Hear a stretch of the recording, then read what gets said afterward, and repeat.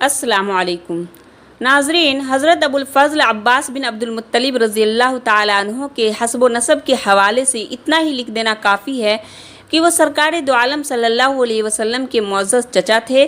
حضور صلی اللہ علیہ وسلم کے والد ماجد حضرت عبداللہ بن عبدالمطلب حضرت عباس رضی اللہ تعالیٰ عنہ کے علاتی بھائی اور ان سے عمر میں تقریباً 22 سال بڑے تھے۔ حضور صلی اللہ علیہ وسلم کی ولادت باسعادت سے کچھ مدت پہلے آپ کے والد نے وفات پائی تو اس وقت حضرت عباس رضی اللہ تعالیٰ عنہ کی عمر 2.5-3 برس تھی۔ اس طرح حضرت عباس رضی اللہ تعالیٰ عنہ حضور صلی اللہ علیہ وسلم سے تقریباً 3 برس پہلے پیدا ہوئے۔ اسد الغابہ میں لکھا ہے کہ عہد طفلی میں حضرت عباس رضی اللہ تعالیٰ عنہ ایک مرتبہ گم ہو گئے تو ان کی والدہ نے، جن کا تعلق قبیلہ النمر سے تھا، نظر مانی کہ اگر میرا گمشدہ فرزند مل گیا تو خانہ کعبہ پر دیبا و حریر کا غلاف چڑھاؤں گی۔ خوش قسمتی سے حضرت عباس رضی اللہ تعالیٰ عنہ بالکل صحیح سالم مل گئے، چنانچہ ان کی والدہ نے بڑی دھوم دھام سے اپنی منت پوری کی۔ کہا جاتا ہے کہ وہ پہلی عرب خاتون ہیں جنہوں نے زمانہ جاہلیت میں خانہ کعبہ پر دیبا و حریر کا غلاف چڑھایا۔ زمانہ جاہلیت میں حضرت عباس رضی اللہ تعالیٰ عنہ کا شمار قریش کے سرے برآوردہ رؤسا میں ہوتا تھا۔ آپ ایک کامیاب تاجر تھے۔ ایک روایت میں ہے کہ آپ یمن اور بعض دوسرے علاقوں میں کپڑے کی تجارت کرتے تھے اور لوگوں کو سود پر روپیہ بھی قرض دیا کرتے تھے۔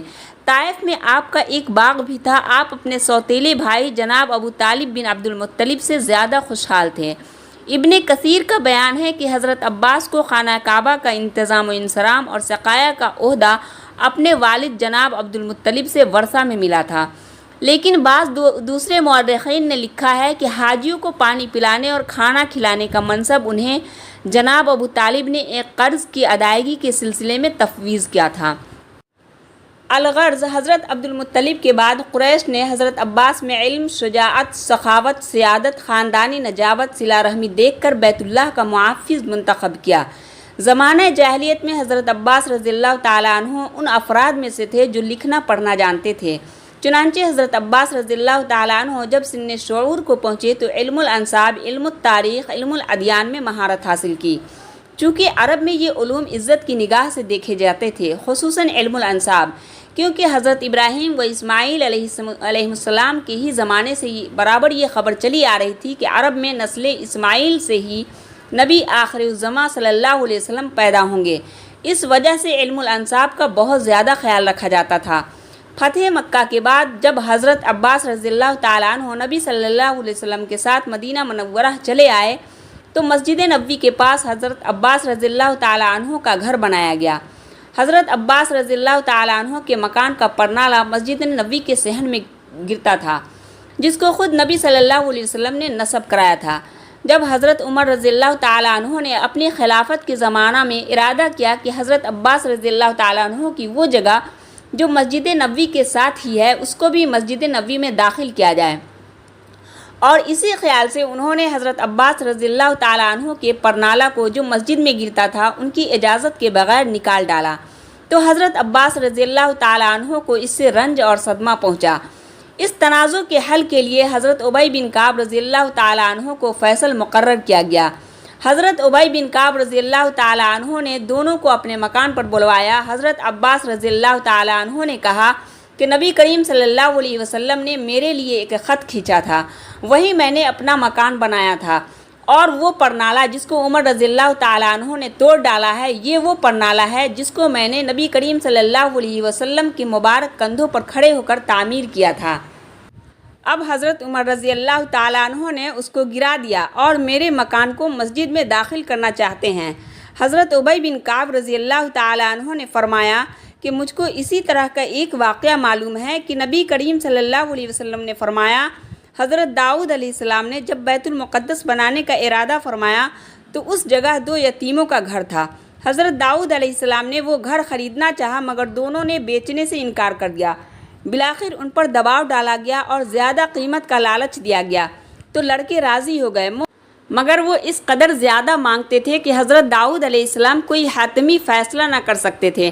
آخر اللہ تعالیٰ نے وحی بھیجی کہ جو قیمت تم ان کو دیتے ہو اگر وہ ایسی چیز ہے کہ تم اس کا مالک اپنے آپ کو سمجھ رہے ہو تو خیر تمہاری مرضی، اور اگر وہ قیمت ہمارے دیے ہوئے رزق میں سے ہے تو ان کو اس قدر دو کہ وہ راضی ہو جائے، تاکہ جو ہمارے نام کا گھر ہو وہ ہر قسم کے تشدد، ظلم و جبر اور ناانصافی سے بالاتر ہو۔ حضرت عمر رضی اللہ تعالیٰ عنہ نے حضرت ابی بن کعب رضی اللہ عنہ کی یہ تقریریں سن کر کہا، کوئی اور بھی ہے جو یہ بتلائے کہ رسول اللہ صلی اللہ علیہ وسلم نے ایسا ہی ارشاد فرمایا تھا جیسا کہ ابی بن کعب نے کہا۔ ابی بن کعب رضی اللہ عنہ نے انصار کی ایک جماعت کو بلوایا، اور جب انہوں نے تصدیق کی تو حضرت عمر رضی اللہ عنہ نے حضرت عباس رضی اللہ عنہ سے کہا، خدا کی قسم، تمہارا پرنالہ جس مقام سے میں نے گرایا تھا اسی جگہ قائم کروں گا، اور اس طرح کہ تمہارے دونوں قدم میرے کندھوں پر ہوں گے۔ چنانچہ حضرت عباس رضی اللہ عنہ نے حضرت عمر رضی اللہ عنہ کے کندھوں پر چڑھ کر اس پرنالہ کو بدستور اپنی جگہ قائم کیا۔ پرنالہ جب قائم ہو گیا تو حضرت عباس رضی اللہ عنہ نے فرمایا، چونکہ ثابت ہو چکا ہے کہ پرنالہ میرا ہی ہے، اس لیے اب میں اپنی خوشی سے نہ صرف پرنالہ دوبارہ گرا دیتا ہوں بلکہ سارا مکان بھی اللہ تعالیٰ کی راہ میں صدقہ کرتا ہوں۔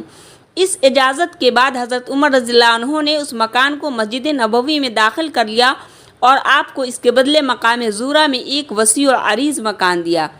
آپ کا وصال 12 رجب سن 32 ہجری مطابق 18 فروری 653 عیسوی بروز جمعہ کو 88 سال کی عمر میں ہوا۔ حضرت عثمان بن عفان رضی اللہ عنہ نے نماز جنازہ پڑھائی، حضرت علی رضی اللہ عنہ نے قبر میں اتارا۔ اس طرح آپ جنت البقیع میں ہمیشہ کے لیے آسودہ خاک ہو گئے۔